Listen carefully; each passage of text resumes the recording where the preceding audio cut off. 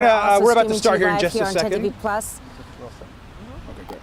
Well, first of all, thank you all for being here. My name is Robert Garcia. I am the ranking member, the lead Democrat on the Oversight Committee, and I'm here with many of our colleagues from the Oversight Committee. We're all going to make some brief remarks. I'll introduce them all, and then I'll open it up for a couple questions. And then our deposition is continuing, so we've got to continue that throughout the day. So let me just first of all give a couple overview. So we are right now in the middle of a deposition of Mr. Les Wexner. We are doing the deposition at his estate here. Right now, we are have now about 2 hours into that deposition. We are on a break, and we will be going back into the deposition for the rest of the afternoon. So to be very clear, we'll be providing an update now, but there are many, many questions that we have to ask of Mr. Wexner that are important to our investigation. And so that questioning will happen throughout the day as this day moves forward. We're here because we want to talk to anyone that has information about Jeffrey Epstein and Ghislaine Maxwell's crime, abuse, and trafficking of women and girls. There is no single person that was more involved in providing Jeffrey Epstein with the financial support to commit his crimes than Les Wexner. That is already, as we all know, in the public record. We've also directly heard from survivors about Mr. Wexner, about his involvement, and their concerns as to the enormous amount of money that was essentially transferred over and paid to by Mr. Epstein. To be very clear, we know of approximately over $1 billion, it looks like. It's about $1 billion that was either transferred, provided in stocks, or given directly to Mr. Epstein by Wexner. Now, it's important to note that Mr. Wexner appears to be unaware of much of the money, as he claims, that was given over to Mr. Epstein. In fact, it's interesting that Mr. Wexner has already begun to clarify in his mind that somehow he and Mr. Epstein weren't even friends. We should be very clear that the two were very close per reporting. They spent a lot of time together. Mr. Wexner admitted that he traveled to both Epstein's island as well as his other properties. Mr. Wexner also admitted that Jeffrey Epstein had access to a lot of Mr. Wexner's wealth. And when asked even simple questions, even as it relates to Mr. Epstein being the co-president of the foundation that established the area that we're in today, Mr. Wexner had little to say. In fact, it's clear that Mr. Wexner is trying to downplay how close Jeffrey Epstein and Mr. Wexner actually were. And we should be very clear that there would be no Epstein Island, there would be no Epstein plane, there would be no money to traffic women and girls. Mr. Epstein would not be the wealthy man he was without the support of Les Wexner. I think it's very important for us to note at this moment. There's a significant amount of questioning that has gone on, but I want to say one other thing and then I'm going to turn it over. We are committed to ending this cover-up. Right now, as we speak, over 50% of the Epstein files have not been released to the public and to the Congress. Donald Trump and Pam Bondi are leading a White House cover-up to protect billionaire, wealthy benefactors, whether it's Mr. Wexner or whether it's anybody else. And that has to end now, which is why we're here and why we're willing to go anywhere and to speak to anyone with information about Jeffrey Epstein's horrific crimes. And so we have a lot of questions for Mr. Wexner, and we look forward to sharing those with all of you as well today. So with that, let me turn this over to Congressman Steve Lynch. Thank you, Robert. Thank you for your leadership. It's important to remember that all the evidence, the documentary evidence that we've received so far, much of it points to this witness and Les Wexner's involvement. As Robert has laid out, the financial wherewithal for Epstein to operate in New York City, to operate in Florida, the Virgin Islands, the ability to travel, and in some cases his own credibility. There was a period there where Epstein was saying that he was closely involved with Wexner's operation, several of his Victoria's Secret, that he was involved in that process as well. So in a very real way, Les Wexner gave Epstein credibility and gave him the ability to commit some of the crimes that he did. One of the witnesses, one of the victims, the survivors, has already indicated that she was assaulted at this facility, at the mansion here, Wexner's home here, that she was refused permission to leave that house until security had cleared that she was kept there for several hours. So in an investigation, you usually follow the documents and you follow the money. And much of that evidence and all of that money leads us to this location. So far, and I'm just speaking generally, the more this deposition goes on, the less Les Wexner knows about his relationship with Jeffrey Epstein. There was a deep trust between these two men. There was a deep friendship there. Not only in a business sense, but Les Wexner gave Epstein the ability to handle his children's and his family's money. So at least that part of it makes it hard to believe Les Wexner's testimony thus far. It may be a question as to whether Les Wexner was involved in the crimes directly, but there is no question in my mind, given the evidence so far, that Les Wexner knew about this and failed to stop it and gave Epstein license and the ability to commit these crimes. And I'll yield.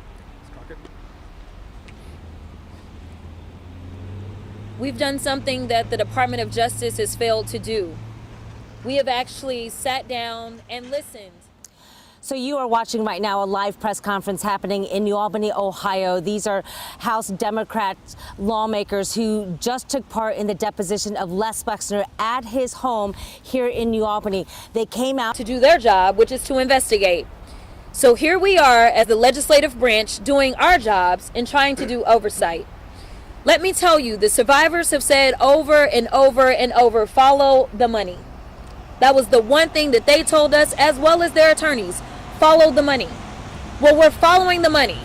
But I'm going to be perfectly honest with you and tell you that we are running into dead ends at this moment. On yesterday, I was asked about this particular deposition and what I anticipated I would hear. As a trained attorney and litigator, once they told me he wasn't taking the fifth, I thought that the record would be full of I don't remembers. I will tell you that once this record comes out, you will see that you most likely will be left with more questions. to finance them through money, through stocks. He goes on to say that they were very close, but during this deposition this morning, Congressman Garcia infers that it appears that Les Wexner was trying to, quote, downplay how close they were, and that he said that they are committed to ending this cover-up. We heard from another congressman, Steve Lynch, who said that whether or not Wexner financed the crimes, he believes that he knew about them and failed to stop them. Now, we should note that Les Wexner has long maintained that he knew nothing of Jeffrey Epstein's crimes, and he has not been charged with anything related to Jeffrey Epstein's crimes. He did also submit a 3-page letter earlier this morning to the House Oversight Committee saying that he was, quote, pleased to testify today because this is an opportunity to, quote, set the record straight. And again, he goes on to say that he had no knowledge of any of Epstein's crimes. He goes on to, in this 2,000 worded letter, saying that he called himself naive and foolish and gullible to put any trust in Jeffrey Epstein. Wexner also calling Epstein a con man and saying that he has done nothing wrong and he has nothing to hide.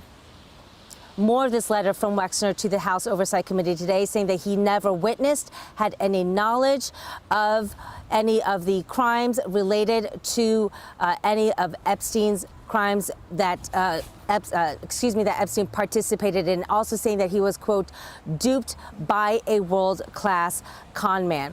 So in this letter as well, that Wexner acknowledged that the victims of Jeffrey Epstein, but said that he never saw or heard about Epstein being in the company of underage girls, saying that he only visited Epstein's island only once for just a few hours shortly after Epstein bought it, saying that he was there with his wife, Abigail, and their young children. He also said that the side of Epstein that he saw was, quote, far different from the predator he eventually was exposed to be. So these are Wexner's words today to the House Oversight Committee, basically distancing himself from a really close relationship with Jeffrey Epstein. However, it is clear from what we just heard from some of the House Democrats that they do not believe that they were not that close, given the amount of money that was transferred between the two related to Epstein being Wexner's finance money manager. We are going to continue this story throughout the day here on 10 TV Plus, also on 10 TV. But again, we are live in New Albany. This is basically the We town in America that Les deserve Wexner better. built, and certainly the big talk of today. CEOs that are having to leave their own companies. We're seeing people that are having to leave their board positions. We're seeing princes being dethroned. We're seeing all kinds of stuff everywhere except for right here at the highest levels of federal government. Whether we're talking about Donald Trump himself or whether we're talking about Secretary Lutnick, and the list goes on. We deserve better in this country, and we will get it. Good morning. Over the course of the last year, the American public has been witnessing what I can only call the most egregious cover-up in American history. And today was a critical part of our investigation to try to end this cover-up once and for all. We have met with the victims of Jeffrey Epstein, Ghislaine Maxwell, and the rich and powerful people that helped to perpetuate these crimes. And we have heard over and over from these victims the name of Les Wexner and the importance of following the money. Because the story of Jeffrey Epstein is one that can almost is the plot of a movie that is turned into a nightmare. And the real reason Jeffrey Epstein was able to get away with raping and abusing children, young women, boys, young men for so many years was because of the vast amounts of money that he was able to acquire, and that largely came from Les Wexner here in Ohio. So we're here to ask Les Wexner the critical questions, and it's been very interesting to see the types of responses that he's giving and his demeanor throughout the interview. He claims to want to provide information and to be helpful in the investigation, but then quickly follows up by saying that he does not recall details around a relationship with somebody that he had for decades. Les Wexner handed his power of attorney to Jeffrey Epstein. He allowed Jeffrey Epstein to live in his homes, to have hundreds of millions of his dollars, to use his yachts and his planes. This was obviously a very, very close relationship, and so far what we have seen is a denial of that relationship. Another important theme that has come up today is that Les Wexner is actually tied to other sex trafficking and child abuse scandals here in Ohio, around the country. There are reports of payments that were made to a gynecologist at Ohio State University, and that money went through Jeffrey Epstein but came from Les Wexner. And he has been asked about this with no real response, no recollection. And again, as my colleagues have said, I don't think it is feasible or understandable or conceivable that any individual would not have an understanding of millions, if not hundreds of millions of dollars of their own money and can't answer to those questions. So it is clear that this cover-up is vast. It goes as high as the White House and the Department of Justice that still has not released the majority of the Epstein files, still has illegally redacted information, still has not begun any indictments or prosecutions for the very credible allegations that are in the files that we already have seen, all the way to people at universities, in companies, and vast networks of elite individuals across this country. And what I can tell you very clearly is that Oversight Democrats on this committee will not back down until we get every detail, until every person who enabled and perpetrated these crimes is held accountable. Thank you. Hi everyone, Dave Menn, freshman member of Congress out of Orange County, California, and before getting into office, I was a law professor. I'm a graduate of Harvard Law School, and earlier in my career, I was an SEC enforcement attorney, so I've done quite a few of these types of depositions and witness interviews. And while I don't want to comment on an ongoing deposition, we're going to go back in there and ask more questions, I can basically say that he has basically alleged that he saw no evil, heard no evil, despite being in the room with Jeffrey Epstein over and over and over. And it's really just not credible. I realize he's an elderly gentleman, memories fade, but the reputation of Jeffrey Epstein is very clear. Everyone around Jeffrey Epstein knew exactly what he's up to. And to spend that much time, to give that much trust to Jeffrey Epstein, and then to say, I don't remember seeing any young girls, I didn't hear anything about Jeffrey Epstein, it really is just not plausible. And so we're going to keep digging, but I want to just echo the comments earlier. This is a bit frustrating because we're not getting real answers to the questions that the American people deserve answers to. I also just want to give kudos to my colleagues behind me right here. Robert Garcia and the Democrats on the Oversight Committee have led the effort to try to expose this cover-up. What we've seen is foot dragging. We've seen, if you remember back to Pam Bondi saying that this was all a hoax and a cover-up, that there were no Epstein files. Due to the efforts of Ranking Member Garcia, we have been able to pierce that myth. We're getting more answers, but we've got a lot of work to do. And we'll just add, it is very frustrating the fact that there are no Republicans here today.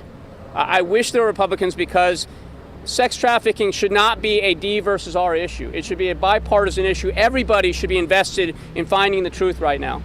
And the fact that we've had so little cooperation from the Republicans on the House Oversight Committee, that the DOJ has actively tried to obstruct this investigation, that is shameful, and it will go down as a permanent mark on the records of people like Pam Bondi and Donald Trump. Now, I'll just close with this.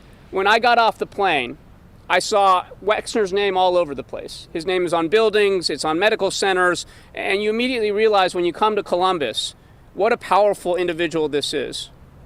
But I just want to say that no matter how rich or powerful you are, America stands for the principle that there's one rule of law that applies to anybody and everybody equally. And so whether Wexner is rich and powerful, whether Jeffrey Epstein or Donald Trump or Howard Lutnick are rich and powerful, should not matter. We're going to get the answers. People will be brought to justice. We will not rest until that happens. Thanks. Thank you. And before I answer a couple questions, let me add two things that are really important.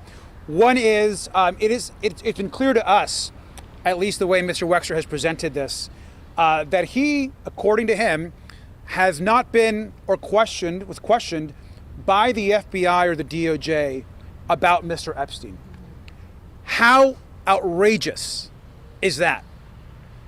He's someone that's been named by survivors, someone that's in the files more than most people, someone that's clearly the financial benefactor to Jeffrey Epstein and has not been contacted or interviewed by the FBI or the DOJ. Yeah.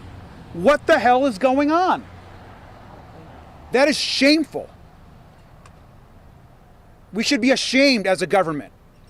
The survivors deserve justice. And so that's something that we are going to continue to press today, and certainly press with Pam Bondi and the DOJ. And the second thing, something that I think is critical to all of us, I think this community should also be asking questions. This community deserves to know why the most powerful man and one of the richest men, if not the richest man in Ohio, gave so much of his wealth to the largest modern sex trafficking ring in American history. Why his money was used to traffic, abuse, and rape women and children. And so I think this community has questions of Mr. Wexner. Ohio State should have questions of Mr. Wexner.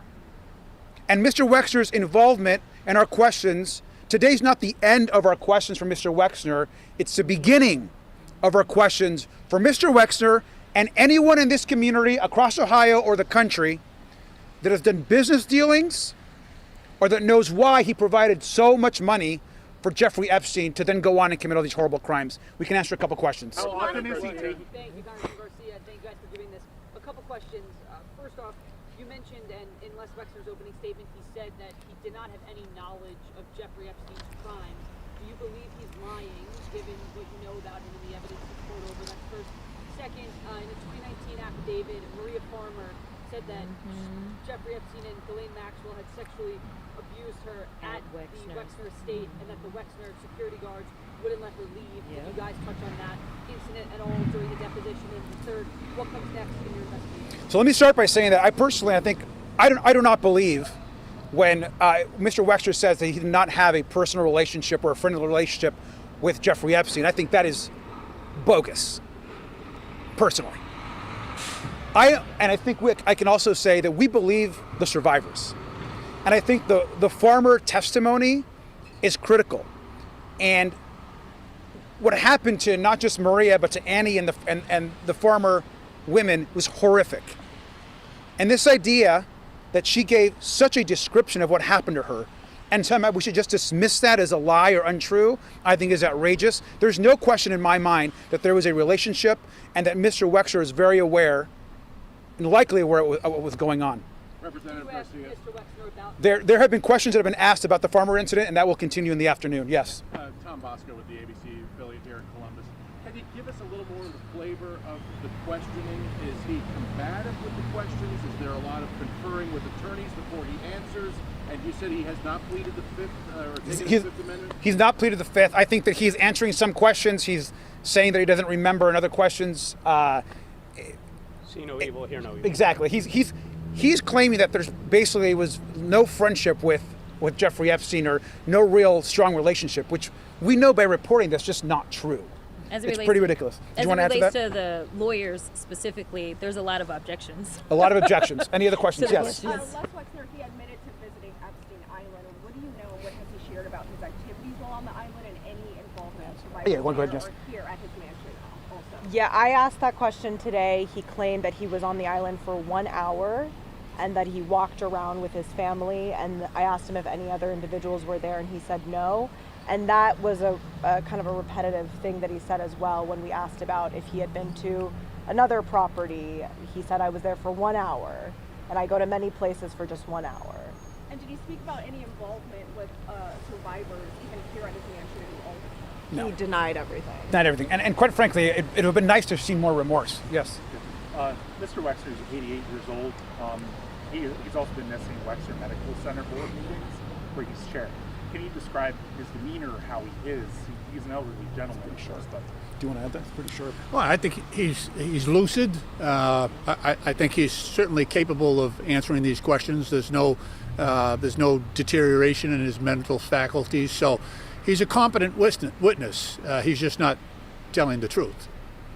Will this why here in Ohio versus here in D.C.? Deposition locations are decided by the majority party, and that was decided to have it here. Will this deposition even matter if Pam Bondi and the DOJ are not taking this as a main focus? Look, I think that we have, my first answer is yes. This deposition absolutely does matter, and it's important to get. Remember, Mr. Wexner is under oath to tell the truth.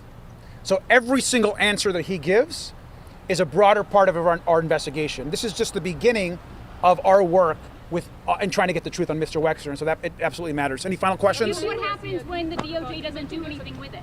Well, that's up to the President Trump, which we're putting the pressure on. Yes. You mentioned there's there's a credibility issue, how is that going to impact your investigation if you don't believe you're telling the truth? Anybody want to answer that? What's that? Credibility issue? Look, I think at the end of the day, we need to ask the questions and get Mr. Wexner on the record. That's the most important part right now, is we have questions that are going to continue throughout the afternoon and get them on the record. We have time for a couple more questions. We've got to wrap up. If you feel you're not getting the answers Go ahead, you need Jasmine. today, what should we expect next from you guys? Jasmine. Well, I'm gonna let you do that one. I was gonna do the other one. Yeah, I think what's next is we may have additional questions. We have more people to speak to, folks that are involved with Mr. Wexner and that have done business with him, including the doctor that we just discussed earlier that got transferred a significant amount of money. They can expect questions from us. Will you ask for the finance records that was mentioned? Absolutely, we're asking for those. Jasmine, do you want to answer the other part of the question? All right. Let me let Jasmine. Go ahead. Go ahead, Jasmine. Representative Garcia, when you said there are no Republicans here, you didn't just mean at this press conference. There are no Republicans No, there are No no Republican Republican members of members. Congress. at this deposition. No. Right. There are Republican Staffers. staff members. No Republican members of Congress chose to come. We'll take one final question. Wexner was named as a possible co-conspirator in a lot of the documents. Anything you've seen today makes you think he might not be or could be? There's nothing I've heard that no. I think that is a very open question, and I think that's a part of the investigation is going to continue. Thanks, everybody. Guys, update us again once it's done. All right, you've been listening to a news conference there from Democrats on the House Oversight Committee following their deposition of Les Wexner. They're on a lunch break now. They're getting ready to continue that throughout the afternoon. And you heard a snippet there at the end saying that there are no Republican Congress members taking part in this deposition today. There are only Republican staff members of these Congress members there today. Now, we did hear a lot of allegations from these Congress members today about this. We heard Yassamin Ansari, the Congresswoman from Arizona, calling this the most egregious cover-up in American history. And one thing we heard from Democrat Steve Lynch of Massachusetts saying that there is no question that Les Wexner knew about this and failed to stop it, saying this would not be possible without money from Les Wexner. Now, this is all things that Les Wexner has denied throughout the years and even denied in a statement he sent out just before the deposition got underway. It was about a 2,000-word statement covering about 3 pages. It was submitted to the House Oversight Committee. We did get a copy of that today, in which he said he wanted to set the record straight, denying many of these allegations made against him. He has maintained for years he has had no knowledge of any of Epstein's crimes. In this statement, Wexner calls himself naive, foolish, and gullible to put any trust in Jeffrey Epstein, calling him a con man and saying he has done nothing wrong and has nothing to hide. He went on to say he has never witnessed or had any knowledge of or participated in Epstein's criminal activity, saying he was, quote, duped by a world-class con man. We are, of course, continuing to follow this throughout the day. For more coverage, along with a copy of that letter, you can stay with us on 10 TV Plus. You can follow us online at 10tv.com and download the 10 TV News app to your phone. We'll send news updates right to your phone. Thanks for joining us this afternoon on 10 TV Plus.